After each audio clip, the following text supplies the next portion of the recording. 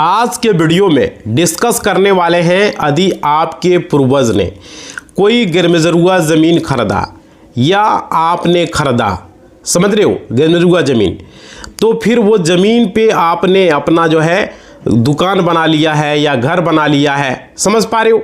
तो इस वीडियो में हम डिस्कस करने वाले हैं कि वो ज़मीन जो है और गैरमजरूआ ज़मीन खतियान के अनुसार जो है, नक्शे के अनुसार जो है वो अभी आपके पास है, समझ पा रहे हो। तो यहाँ पे उस ज़मीन की कीमत अभी करोड़ों में है, लाखों में है अगर बात की जाए। तो वैसे ज़मीन का जो है क्या होगा, मालिकाना हक आपको कैसे मिलेगा, सबसे बड़ा सवाल ये होता है। क्योंकि अभी अब देख रहे हैं कि ज़मीन को लेकर बहुत सारा ज़मीन है जो सरकारी हो चुका है भाई, और ऐसे ज़मीनों को बेचा गया उस समय, गैरमजरूआ ज़मीन को, और बहुत सारे लोग खरीद लिए, अभी पछता रहे हैं। हमको कॉल करते हैं भाई, हमसे पूछते हैं, हमारा रिश्तेदार वगैरह है, कॉल करके पूछता है, क्लाइंट तो पूछ ही रहा है, समझ पा रहे हो। ठगे गए हैं, किसी से 5 लाख, किसी से 10 लाख, हाल फिलहाल में ज़मीन लोग खरीद बिक्री कर रहे हैं। एक के पास बेचा और एक क्या किया, उसको पता चला, वो दूसरा के पास बेच दिया, दूसरा अपने तीसरा के पास बेच दिया। ये हो रहा है, समझ पा रहे हो। ये बहुत बड़ी परेशानी हो रहा है और आप लोग फंस रहे हो। वीडियो को इसलिए आप लोग को देखना है। देखिए, उस ज़मीन का लोग पेपर ढूंढ रहे हैं, और क्या राजस्व मंत्री ने इस पर साफ साफ कहा है, और उन्होंने कहा कि सभी ज़मीन, जितने भी सरकारी ज़मीन है, सबका पुराना पेपर हम देखेंगे।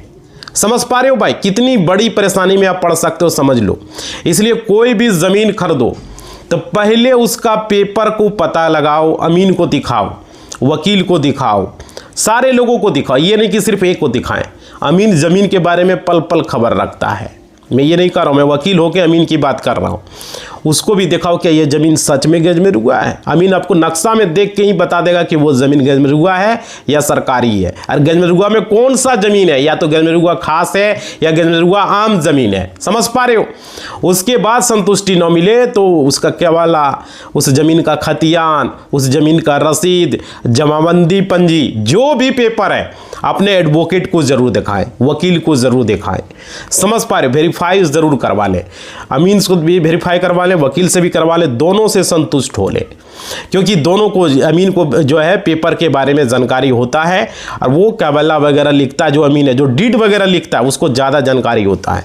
साथ ही साथ वो खतियान के बारे में आपको बेहतर बताएगा, जमाबंदी पंजी, रसीद वगैरह। बहुत सारे लोग फ्रॉड तरीके से कटवा रहे हैं। अभी भी उस ज़मीन का बहुत सारे ऐसा ज़मीन है जिसका रसीद कट रहा है, और वैसे ज़मीनों को भी सरकार बोल दिया कि खाली करो, समझ सकते। ये नहीं कि मेरा रसीद कट गया तो वो ज़मीन आपका हो गया। आपने, आपके पूर्वज ने, या आपने, कोई भी आपके दादा परदादा ने अगर चालाकी से उस ज़मीन का जमाबंदी में अपना नाम करवा लिया और उसका रसीद कटवा रहा है, तो वैसे ज़मीन को देखा जा रहा है। और अब इसी चीज़ पर हम आज वीडियो में बात करेंगे साथियों। नमस्कार साथियों, मेरा नाम एडवोकेट विजय वर्मा है। आप देख रहे हो टेक्निकल वाले हौसला। साथियों, आप लोग चैनल पर जुड़े हो, पहले सब्सक्राइब कर लो, लाइक कर दो और घंटी को बजा दो। आए दिन लोग जो है ठगे जा रहे हैं। कोई ज़मीन खरीद रहा है, वो उसका पैसा बेकार हो गया, 2 साल बाद, 3 साल बाद पता चल रहा है मेरा पैसा ही बेकार हो गया। 5 साल बाद मेरा रिश्तेदार है, खुद 2-3 को ठकाया है। जब बाद में हम जब गए, आपको कैसे ये ज़मीन लिख दिया, ये तो गैरमजरूआ ज़मीन था। जब पता किया, हमको भी आज सही लगा, इतना में इसको कैसे लिख दिया। एगो देवघर है झारखंड में, वो हमारा मौसेरा भाई लगता है, चचेरा, हमसे पूछा कुछ नहीं, वो अपना मन से वो ज़मीन खरीदा। अभी पता चल रहा है, वो कॉल किया था, हम कॉल उसका रिसीव नहीं किए, बट वो जो पता चल रहा है कि वो ज़मीन गैरमजरूआ ज़मीन है, गैरमजरूआ। सोच सकते हो भाई, वो ज़मीन खरीदा 8-9 लाख रुपया में, या 10 लाख के आसपास शायद खरीदा होगा, तो उसके आसपास में वो ज़मीन शायद वो खरीदा। आप बताइए, वो ज़मीन 10 लाख रुपया उसका फालतू में चला गया, समझ सकते हो। अभी पता चल रहा है कि वो गैरमजरूआ ज़मीन है, और जिस समय खरीदा उस समय पता नहीं चला। वैसे चीज़ों से आप लोगों को सावधान। हम वीडियो किस लिए बनाते हैं, आप लोगों का हेल्प करने के लिए। आप लोग लाइक शेयर सब्सक्राइब नहीं करते हो, और ठगे जा रहे हैं कितने लोग। बिचौलिया लोग, दलाल लोग, भूमाफिया लोग ज़मीन को बेच रहा है। ये सिर्फ बिहार की बात नहीं कर रहा हूँ, झारखंड की बात मैं कर रहा हूँ, देवघर, वहाँ पर लोग ठगा रहे हैं। अगर आप लोग कोई भी इस वीडियो को ध्यान से देख रहे हो भाई, देवघर में ज़मीन खरीदने से पहले 100 बार सोचें। मैं बता दे रहा हूँ, इस वीडियो में क्लियर बता दे रहा हूँ, समझ पा रहे हो। वहाँ पर ज़मीन का ज़्यादा ओल झोल है। ऐसे ही मेरा एक और रिश्तेदार है, दो रिश्तेदार और है, ये तीसरा रिश्तेदार है। 3 लोगों को मैं जानूँ, तीनों मेरा ही रिश्तेदार है। तीनों में से यहाँ पर ज़मीन तो खरीदा है 4-5 आदमी लोग, मेरा रिश्तेदार में बहुत सारे लोग खरीदे, लेकिन यहाँ पे 3 को मैं ऐसा जान रहा हूँ, एक और है बंदोबस्ती वाला ज़मीन वो खरीदा, वो ठगा गया। उसके बाद ये मेरा चचेरा मौसेरा भाई है, ये और ठगाया। जब हम गए उसका घर में गए थे तब बोल रहा था ऐसे वैसे, तो हम बोले बंदोबस्ती ज़मीन होता कहाँ है, आपको ठग लिया वो ज़मीन, समझ पा रहे हो। बाद में पता चला सच में ठग लिया, जब हम बोले तो आपको तो ठगा ही है। अरे बंदोबस्ती नहीं होता है, इस बात को समझ लीजिए, चाहे वो बिहार हो, चाहे वो झारखंड हो, चाहे वो बंगाल हो, कहीं से आप देख रहे हो वीडियो, 2800 राज्य की मैं बात कर रहा हूँ। आपको कोई भी बेवकूफ़ बना के ठग लेगा, याद रखिए, इसलिए वीडियो में बना रहा हूँ, आप लोगों को जागरूक करना चाह रहा हूँ, समझ पा रहे हो। ये कह देगा सरकारी जमीन, हमारा बिहार राजस्व सुधार बीमा क्या बोलते हो, भूमि सुधार विभाग से बात होता है, झारखंड राजस्व भूमि सुधार विभाग से बात हो रहा है, यूपी ऐसे बोल के बेवकूफ़ बना देगा, समझ रहे हो। इसलिए मैं बता रहा हूँ, कोई चाहे वो सरकारी जमीन क्यों ना हो, वो पैसा लेके उसका अरे 2-3 साल में उसका ट्रांसफ़र हो जाएगा, आप क्या करिएगा उसको। अभी मान लीजिए वो देवघर में ट्रांसफ़र होकर रांची चल जाएगा, आप खोजते रहिएगा उसका, फिर वहाँ से वहाँ कहाँ ट्रांसफ़र हो जाएगा। इसलिए आप लोगों को बता रहे हैं, आप लोगों को सावधान रहना है, चाहे बिहार हो, चाहे झारखंड हो, चाहे यूपी हो, कोई भी राज्य से वीडियो देख रहे हो, वैसे लोग ठगे गए हैं, समझ पा रहे हो। भूमाफिया लोगों से आपको बचना है, कैसे बचना है चलो वीडियो में आपको बताते हैं। अभी बहुत सारा चीज़ यहाँ अपडेट आ रहा है। देखिए मान लीजिए कोई भी ज़मीन रोड के किनारे है, कोई भी ज़मीन है और वो ज़मीन CS खतियान में नहीं है, समझ सकते हो, जो कैस्ट्रल सर्वे जो अंग्रेज़ों ने जो सर्वे करवाया उस खतियान में अगर नहीं है, RS खतियान में है, तो बिहार सरकार के खाते में है, समझ पा रहे हो। आज के समय में उस ज़मीन के पास आपके पास केवाला है, जिसको आप लोग सेल डीड कहते हो, समझ रहे हो। तो उस ज़मीन के जो केवाला है उसका पंजी 2 भी आपका बन गया है, रसीद भी कट रहा है, समझ पा रहे हो उस पे। तो उस ज़मीन का मूल डॉक्यूमेंट आपको दिखाना होगा, क्या दिखाना होगा, केवाला। तो केवाला जब आप दिखाइएगा, समझ रहे हो, तो सरकार का क्या कहना है कि जो ज़मीन सरकारी है उसको बेचा कौन, सबसे बड़ा सवाल है। आप ज़मीन जिससे खरीदे, भूमाफिया से खरीदे या किसी से भी खरीदे, वो बेचा कैसे सरकारी ज़मीन को, और बिक भी कैसे गया, और उसका रसीद भी कट रहा है। तो वैसे लोगों के साथ समझिए धोखा हुआ है, धोखा। और वही हुआ मेरा चचेरा मौसेरा भाई के साथ, देवघर में वो ज़मीन खरीदा, बेचारा वो ठगाया है। इसलिए आप लोगों को बता दे रहे हैं। अभी कितने ऐसे लोग देवघर में ठगाए हैं, जरूर कमेंट में बताना, आपका रिश्तेदार, आपका दोस्त, आपका कोई भी, जरूर कमेंट बॉक्स में लिखना, समझ पा रहे हो। देवघर में ऐसे तो सब जगह होता है, बिहार में भी हो रहा है, झारखंड की में भी हो रहा है, देवघर में खास करके, समझ पा रहे हो। और देखिए उसको बेचा कौन भाई, याद रखिएगा। और क्या आखिरकार ये सरकार कैसे सरकारी खाता में ये बन गया, समझ सकती हो। और क्या आज के वीडियो में ये पूरी जानकारी आपको दे रहे हैं कि जमींदार ने कितना जमीन बेचा। जिस समय जमींदारी प्रथा था, बिहार झारखंड एक था पहले, याद रखिएगा, बिहार झारखंड दोनों एक ही राज्य था। ये 2000 ईस्वी में जो है झारखंड बिहार से अलग हुआ, समझ पा रहे हो, और उसके बाद झारखंड बना।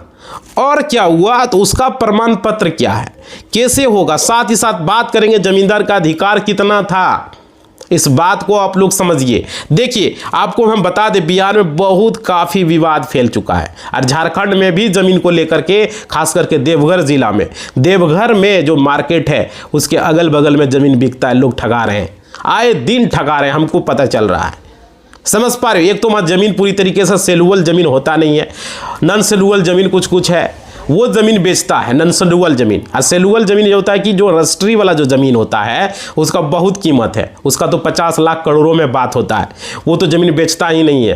और खरीदने वाला का कलेजा चाहिए, कलेजा, करोड़ों में बात होता है, समझ पा रहे हो।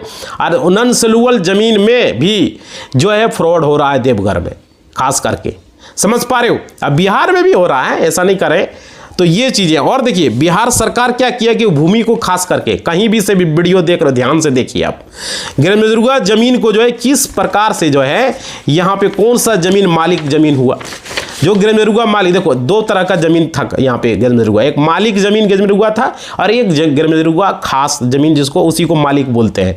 और गिरमिजुर्गा आम जमीन जो आम लोगों के यूज के लिए होता है, समझ पा रहे। तो जमींदार लोग गिरमिजुर्गा खास जो जमीन था इसको लेकर के जो है यहाँ पे डिस्कस हुआ, हम अभी बात करेंगे। देखिए कुछ जमींदार क्या करते थे यहाँ पे, उस जमीन पे मतलब कि आज तक काबिज है, कुछ जमींदार या तो उसका रिश्तेदार काबिज है उस समय से, समझ रहे हो, उसका बेटा है, उसका नाती पोता है ना।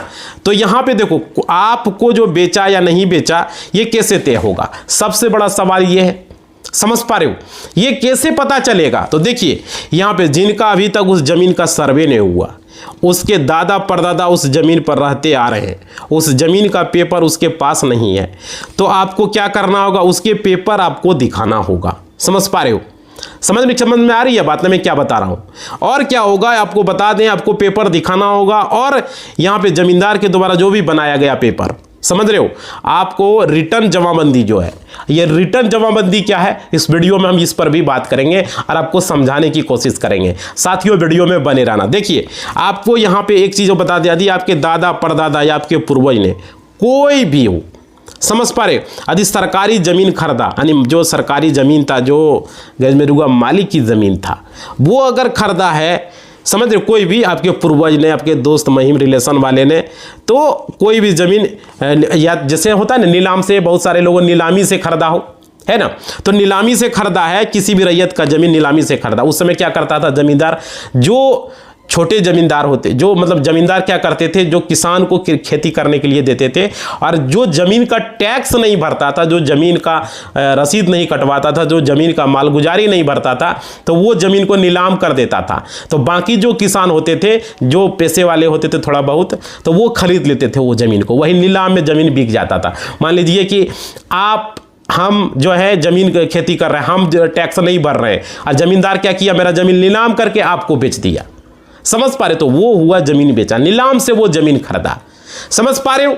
अब देखिए वो नीलामी से जमीन खरीदा, तो उसका पेपर इस प्रकार से आपके पास होना चाहिए। देखिए समझिएगा, आज हम कहेंगे हुक्मनामा, हुक्मनामा समझिएगा, हुक्मनामा जो है इसको कहते हैं हुक्मनामा। और शुरू में आपको केवाला के टाइप का इस प्रकार से आपको जो है, अब लोग देखिएगा बहुत सारे लोगों के पास होगा हुक्मनामा। तो रिटर्न जमाबंदी जो है, यही जो पेपर है अंग्रेजों ने, जमींदारों ने सरकार को सौंपा था। समझ पा रहे हो, किसको सौंपा था, रिटर्न जमाबंदी। मतलब कि उसमें क्या था कि कितना जमीन उसने बेचा, जमींदार ने कितना जमीन बेचा, वो रिटर्न जमाबंदी में लिखा होता था। समझ में आ रही है बात, मतलब किसके पास बेचा, कितना में बेचा, कितना जमीन बेचा, समझ रहे हो, रिटर्न जमाबंदी उसी को कहते हैं। आप समझ में आ गया बात। अब देखिए उसके बारे में हम यहाँ चर्चा करेंगे, आपको बताने की कोशिश करेंगे, समझिएगा। और देखिए जमींदार ने कितना बेचा वो कैसे क्लियर होगा, कौन सी जमीन सर्वे हुआ, कौन सी जमीन का सर्वे नहीं हो पाया, समझ पा रहे हो।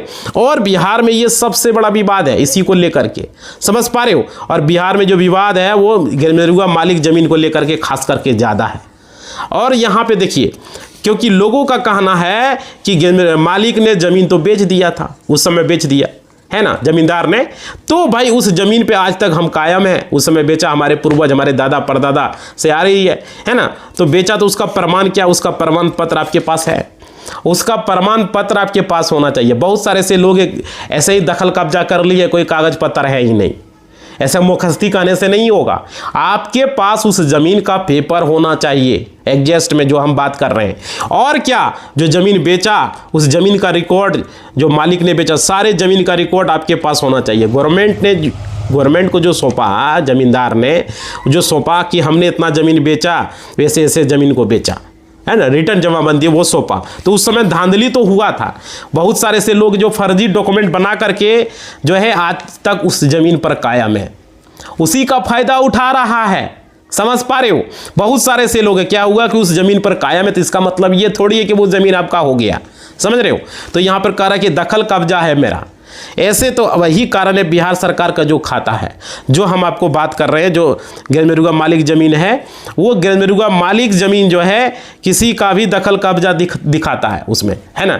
तो क्या होता है, उसका दखल कब्जा दिखाता, क्यों दिखाता, कारण वही है कि जो सरकार ने क्या किया उस समय जो है, जो मालिक ज़मीन है, जिस ज़मीन का पेपर यानी कि लोगों को सौंपा था, जो ज़मीन का पेपर यानी कि उस समय का जो राजस्व विभाग अधिकारी थे, यानी सर्वे जो अधिकारी थे जिसको सौंपा गया ज़मीन का सर्वे जो है लोगों के रैयतों के नाम पे हो चुका था। समझ पा रहे उस समय, तो वो जो जमीन का पेपर वो जो नहीं सौंपा, जो जमीन था जो बच गया, जो नहीं सौंपा, यानी कि जो रिटर्न जमाबंदी वो नहीं सौंपा जिस जमीन का, उस जमीन का सर्वे नहीं हो पाया। समझ पा रहे हो, क्योंकि वो रैयतों के पास नहीं गया और वो ज़मीन का नहीं हो पाया सर्वे, तो यानी सरकारी खाते में वो ज़मीन चला गया जो सर्वे नहीं हो पाया, तो वो सरकार की ज़मीन हो गई। वैसे ज़मीनों को लोग कह रहा है कि हमारा ये ज़मीन है, उसका रसीद भी कटवा लिया है, बहुत सारे ऐसे लोग हैं, समझ रहे हो। यानी राजस्व मंत्री विजय कुमार सिन्हा ने इस पर क्लियर कर दिया कि अभी वो कह रहे हैं कि वैसे सरकारी ज़मीन की जांच किया जाएगा, वैसे ज़मीनों का। और क्या किसी व्यक्ति के नाम या पूर्वजों ने दखल कब्जा में उसका जमाबंदी 2 अगर बना लिया है, अगर वो उसका रसीद कटवा रहा है ज़मीन का, तो सरकारी ज़मीन था तो उसको बेचा किसने भाई? आपको बेचा किसने? जमींदार ने। वो तो ज़मीन बेचा नहीं, वो सरकार, वो जमाबंदी रिपोर्ट भी उसने नहीं दिया, उसका रिटर्न जमाबंदी रिपोर्ट भी उसने उसको जो है प्रस्तुत नहीं किया, तो वो पेपर आपको दिखाना होगा, समझ रहे हो। और सभी DCLR और जितने भी अपर समर्था है, समझ रहे हो, सबको नोटिस भी जा चुका है इसको लेकर के। आप लोगों को पेपर दिखाना हो, कौन सा कैसे ढूंढेंगे, सारा जानकारी वीडियो में आपको बताने की कोशिश करेंगे। वीडियो में बने रहना, एक एक चीज़ बताएंगे। देखिए यहाँ पे सबसे पहले बिहार में विवाद है, विवाद का यही कारण है, ये ज़मीन का सबसे बड़ा जमींदारी प्रथा जब खत्म हुआ तब क्या हुआ, जमींदारी प्रथा जो है वैसे ज़मीनों का जो है नीलाम हुआ, जो ज़मीन का रिटर्न जमाबंदी नहीं सौंपा गया, तो यानी कि जमींदारी प्रथा खत्म हुआ, तो जिसके पास लगान बाकी था जो है उस आज के समय में जमीन का मालिकाना हक वो प्राप्त कर लिया है, क्योंकि वो पैसा दे के ले लिया है ना।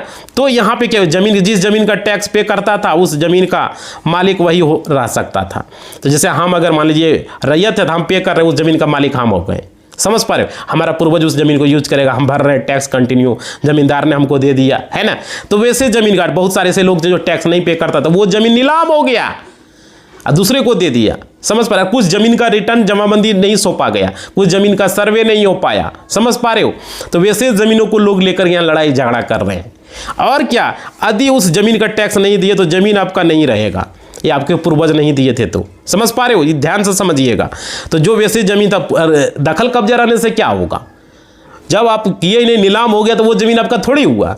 और देखिए उस ज़मींदार का जो गांव के लगभग जो ज़मीन था, जब जो ज़मींदार जिस गांव से थे, तो ज़मींदारी प्रथा के तहत क्या था, उसको जो टैक्स पे करता था ब्रिटिश कंपनी, जो ईस्ट इंडिया कंपनी थी, जो हमारे रिकॉर्ड में आप लोगों को हम बता रहे हैं, जो अस्थाई बंदोबस्त जो लागू किया था किसने, लॉर्ड कर्नवालिस ने जो लागू किया था।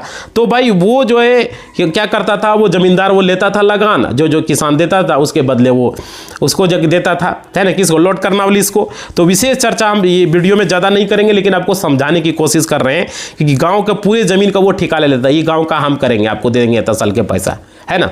तो ये से होता था भाई, तो समझ रहे हो। तो वो टैक्स देने का ठेका लेता था, और वैसे ज़मीन का वो गेजमेरुआ ज़मीन जो है उस समय गेजमेरुआ हुआ करता था, और CS खतियान के अनुसार जो है गेजमेरुआ ज़मीन वो बन गया, समझ रहे हो। तो इस बात को आप लोग समझ लीजिए, आप समझ में आ गया। आप देखिए वो आर के गेजमेरुआ ज़मीन जो बच गया, जो ज़मीन का टैक्स नहीं मिलता था, समझ रहे हो। तो जो ज़मींदार था वो क्या करता था, टैक्स नहीं देता था, तो वो ज़मीन बेच भी नहीं सकता था, समझ पा रहे हो। तो आजकल जो आप लोगों को पता ही है कि उसका विवाद चल रहा है, वैसे ज़मीनों को खास करके विवाद चल रहा है, और लोग परेशान है भाई। देखो तो यहाँ पे ये पूरा गांव का पूरा ज़मीन है, और उसका ज़मीन का अगर मान लीजिए टैक्स दे रहे हो, मान लीजिए जो ज़मीन है, तो वहाँ पे रैयत का जो ज़मीन है, यानी किसान जो है इस ज़मीन का टैक्स दे रहा है, वो रैयत का ज़मीन हो गया, वो रैयती ज़मीन है, उसमें तो कोई दिक्कत नहीं है। बट बाकी ज़मीन का जो टैक्स पे नहीं हो रहा है, जिस ज़मीन का रसीद नहीं कट रहा शुरू से ही, समझ रहे हो, और किसी खाली प्रति ज़मीन पड़ा हुआ है, कोई नहीं उसको पूछने वाला है, वैसे ज़मीन का जो है टैक्स जमींदार दे दिया करता था, समझ रहे हो। तो उसके अंडर में वो चला गया, जमींदार वो ज़मीन बेच सकता था, जमींदार के हाथ में था, है ना। तो वैसे जमींदारी का नियम था वो, और जमींदार को पावर था, समझ रहे हो। तो उस समय जो लॉर्ड कर्नवालिस को जो पावर जो है उन्होंने दिया था जमींदार को, कि अपना निजी उपयोग के लिए वो ज़मीन कुछ रख सकता है, बेच सकता है, यूज कर सकता है ना। तो यहाँ पे ये था भाई। तो ज़मीन कैसे बेचा, कैसे खरीदा, सारा पेपर जो है आपको उनके पास होता था, जमींदार के पास बस, ठीक है। और देखिए जमींदारी प्रथा जो 1950 में ख़त्म हुआ, आप लोगों को पता ही होगा। तो भाई ख़त्म हुआ, तो यहाँ पे जो है जमींदार लोग को लगा कि भाई हम तो रहेंगे नहीं अब, है ना, जमींदारी प्रथा खत्म हुआ। तो भाई उसके बाद क्या किया, वो जो है 2-3 साल बाद क्या किया, जो है वो 5 साल का टैक्स जो बाकी है, उन्होंने क्या किया, उस समय टैक्स लेने के लिए कैंप लगा दिया कि अब खत्म होगा, तो भाई टैक्स पाएगा तो नहीं देगा तो भाई ज़मीन को नीलाम कर देंगे। अरे बहुत सारा ज़मीन को नीलाम किया ज़मींदार लोगों ने, है ना। तो भाई वो इसलिए किया। और देखिए उसके बाद क्या किया, वो ज़मीन को बिहार सरकार को दे दिया, ठीक है, जो ज़मीन बच गया वो बिहार सरकार को दे दिया, बिहार सरकार में चला गया, बाकी ज़मीन नीलाम हो गया, है ना। तो नीलामी के तहत जो बिका वो रैयत का जो ज़मीन था वो CS जो सर्वे में किसी न किसी व्यक्ति के नाम पर दर्ज है, वैसे ज़मीन, समझ पा रहे हो। तो दूसरा जो ज़मीन बिका वो मालिक का बिका, मालिक का ज़मीन बिका तो भाई वहाँ पे जो ज़मींदारी प्रथा खत्म हो चुका था, समझ रहे हो। उसके बाद क्या हुआ, आपके घर के आसपास या फिर आपके कब्जे में अगर है वैसे ज़मीन सटा हुआ है तो ज़मीन को भाई क्या किया, बेच देते थे लोग, तो भाई ज़मीन ले लो, है ना। तो कौन कौन से ज़मीन बेचा, सपोज के लिए आपके यहाँ जो आपके घर के आगे मान लीजिए कोई रास्ता वगैरह है ना, तो उस घर में मान लीजिए बगल में तो ज़मीन है, तो मालिक जो है के अंडर में वैसे ज़मीन था तो वो उपयोग करता था, तो वैसे ज़मीन को मालिक ने ज़मीन बेच दिया, तो वो ज़मीन तो बिक गया, वो तो ठीक है, कोई दिक्कत नहीं, बिक गया। तो हुक्मनामा उसको मालिक हुक्मनामा पहले बना दिया, टुकड़ों टुकड़ों में लोगों को वो ज़मीन बेचा, छोटे छोटे टुकड़ों टुकड़ों कर करके, समझ पा रहे हो। तो ये हुक्मनामा बनाया था और उसके बाद आप लोगों को समझ में आ गया। अब देखिए यहाँ पे एक चीज़ समझिएगा, जो ज़मीन का जब नीलाम किया गया तो उसका नीलाम जो किया कौन से गाँव के लोग किया, गाँव के जब लोग ज़मीन आपके पास ज़मींदारी जो है, जो ज़मींदारी ज़मीन है, उस समय क्या हुआ, हुक्मनामा बना दिया गया, उसको सौंप दिया कि ये ज़मीन आपका हुआ, आपको दे दिया, हुक्मनामा बना दिया पेपर बना के, समझ रहे हो। उसके बाद ये ज़मीन आपका हुआ, ये ज़मीन आपका हुआ, इस तरीके से उसको सौंप दिया गया। ज़मीन का आपका हुआ, आपके इसके बदले में आप टैक्स दे रहे हैं आप जो है, तो ज़मीन का आपका हुआ। उस समय ज़मींदार को पावर था, है ना, तो वो अपना पावर का इस्तेमाल करता था। यदि आपके पास ज़मीन का कोई टैक्स आप नहीं दे सकते तो आपकी ज़मीन पर जो है मालिकाना हक आपको नहीं रहेगा, समझ पा रहे हो। ये चीज़ें थी। और देखिए उसके बाद CS सर्वे में यदि किसी व्यक्ति का नाम दर्ज है CS सर्वे में, तो रैयत का भी था, तो टैक्स नहीं दिए तो ज़मीन नीलाम कर दिया जाता था उसी समय वैसे ज़मीन को, तो भाई नीलाम हो गया तो हो गया। अब उसमें आप क्या कर सकते हैं, तो यहाँ पेपर क्या सबसे बड़ा सवाल है कि पेपर जो है कुछ वैसे लोग हैं जिसको पता ही नहीं है कि ज़मीन हमारे पास आया, है ना। तो भाई ये चीज़ें। और देखिए उसका प्रमाण पत्र कैसे मिलेगा, क्या करना होगा, प्रमाण पत्र कहाँ से बनेगा, रिटर्न जमाबंदी जो है क्या है।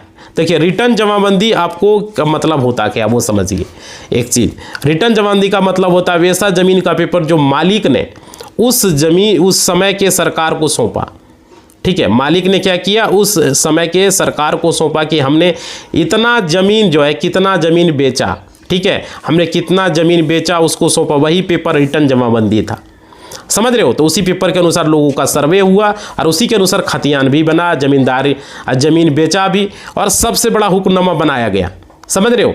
तो हुक्मनामा आपको समझ में आ गया, रिटर्न जमाबंदी बनाया, रिटर्न जमाबंदी क्लियर हो गया, है ना। तो आप लोगों को यहाँ पे कोई डाउट नहीं होगा। और देखिए यदि आपको दिख रहा होगा कि एक चीज़ आपको बहुत सारे लोगों को यहाँ पे देखते होंगे पेपर वगैरह है, समझ रहे, फिर भी उसका ज़मीन जो है पता बाद में चलता है ये गैरमजरूगा ज़मीन है, तो पहले क्यों नहीं पता हुआ, बिका कैसे, एग्रीमेंट कैसे हुआ, वही चीज़ें आपको सावधान रहना है। कोई भी चीज़ करने से पहले आपको सावधान रहने की ज़रूरत है।